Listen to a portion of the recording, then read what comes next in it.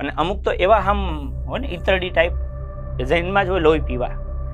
આ ગ્રાઉન્ડ છે, પોતાને ખબર છે કે હલાતું દોડાતું નથી, હાલીને હાલીને જાય તો અડીને જાય, જેથી જો બોલો દોડવાવાળા બિચારા આમ સાઈડમાં દોડતા હોય છે.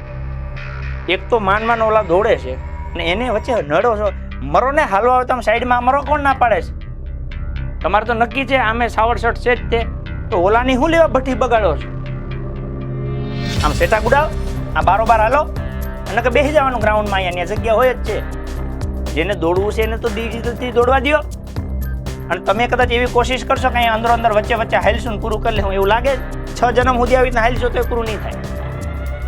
અને જે લોકોને દોડવું છે ને તમે કદાચ વચ્ચે આવશો એ તો સાઈડમાંથી દોડી જાય, એમાં કોઈ ડાઉટ નહીં, 100% દોડી જાય, કેમ કે એ તો દોડવા જ આવ્યા છે, દોડશે જ તે. તમે ધ્યાન રાખજો, માનવતા જેવું કંઈક રાખજો, પણ છતાંય ન દોડે તો સાઈડમાં સેટું મરવાનું, દોડતું એને નડવાનું નહીં વચ્ચે.